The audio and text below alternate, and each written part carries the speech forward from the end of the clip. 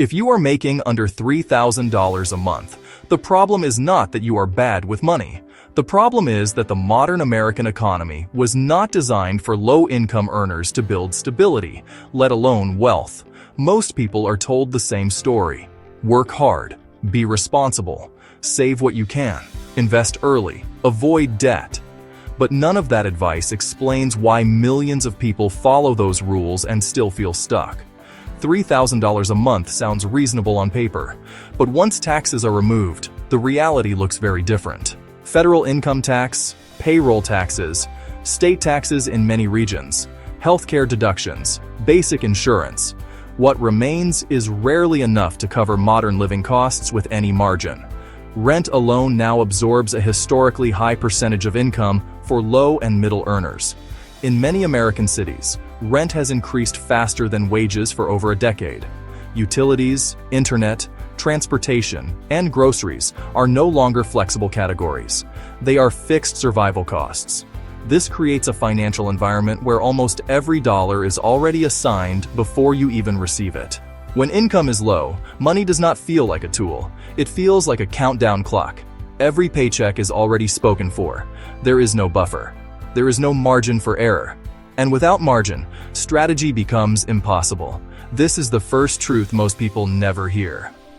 Low income is not just about less money. It is about reduced optionality. Optionality is the ability to choose, to delay, to absorb shocks, to take calculated risks. When income is low, optionality disappears. A single unexpected expense can erase months of effort. A car repair becomes a crisis. A medical bill becomes debt. A missed paycheck becomes panic. This constant pressure changes how people think. Financial decisions become short-term and defensive. Not because of poor discipline, but because survival demands it. Now compare that to high-income households. They do not just earn more. They experience money differently. They can delay expenses. They can negotiate. They can recover from mistakes. They can deploy capital strategically. This difference has nothing to do with intelligence or effort. It has everything to do with structure. And structure matters more than motivation. This is why telling low-income earners to simply budget better often fails. Budgeting is a control system, but control without surplus is meaningless. You cannot optimize what does not exist. Saving advice breaks down when there is nothing left to save. Investment advice becomes irrelevant when cash flow barely covers necessities. This leads to frustration and self-blame. People assume they are doing something wrong. They internalize failure that is actually systemic. But here's the deeper issue. The American economy increasingly rewards leverage, not labor. For decades, wages have grown slowly while asset prices have exploded. Housing, stocks, private equity, businesses. Those who already own assets benefit from inflation. Those who rely on wages absorb its costs. Inflation quietly taxes labor more than capital. This means that even when your salary increases, your purchasing power may not. You feel busier. You feel more exhausted. Yet financially, you feel stuck. This is not an accident. It is a predictable outcome of how modern economies allocate value. The system rewards ownership, scalability, and leverage. It penalizes linear income. Linear income is income directly tied to hours worked. If you stop working, the income stops. At low income levels, almost all income is linear. This creates a ceiling that effort alone cannot break. Working more hours eventually leads to diminishing returns. Fatigue increases. Health declines. Decision-making worsens. More work does not create freedom. It creates fragility. This is why many people take on second and third jobs and still feel broke. They are stacking linear income streams instead of changing the model. The solution is not working endlessly. The solution is altering the income structure.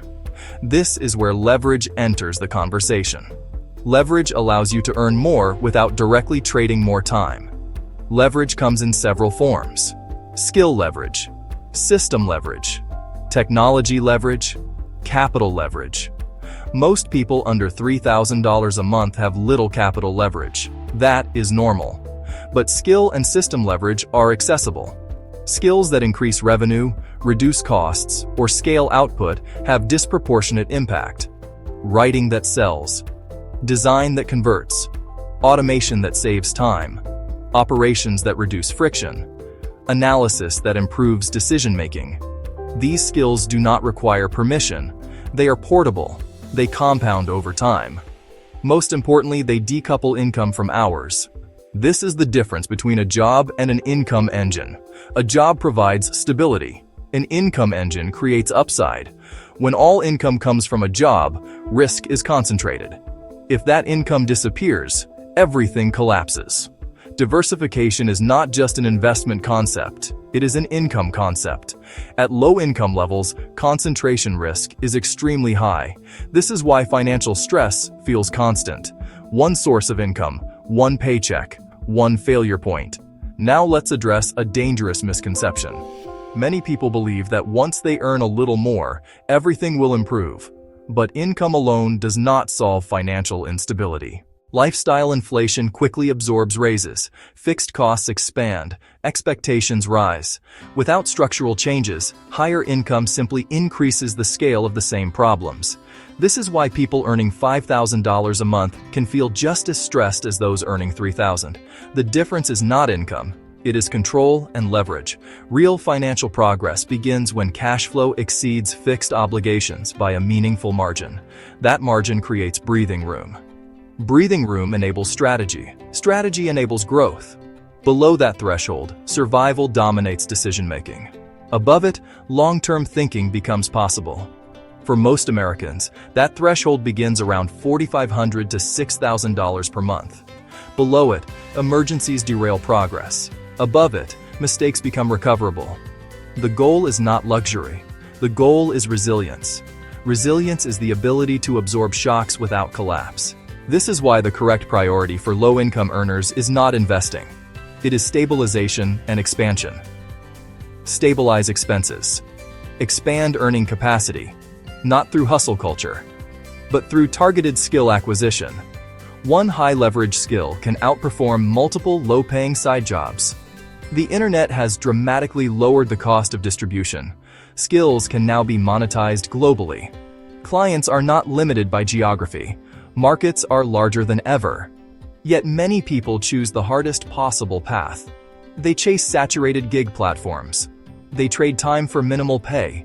They accumulate exhaustion instead of leverage. This happens because clarity is rare. People are busy, stressed, and overwhelmed. The system thrives on confusion, but clarity changes behavior. Once you understand that your salary feels useless, not because of failure, but because of structure, the strategy shifts. You stop blaming yourself.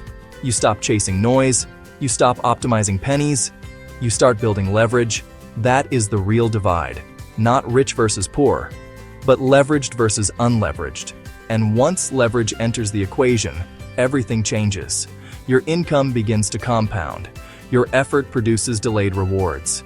Your financial future stops being hostage to the next paycheck. This is how you exit the trap, not overnight, not through shortcuts, but through structure, because the system does not reward effort alone. It rewards leverage applied consistently over time. And once you see that clearly, your salary no longer defines you. It becomes a starting point, not a prison.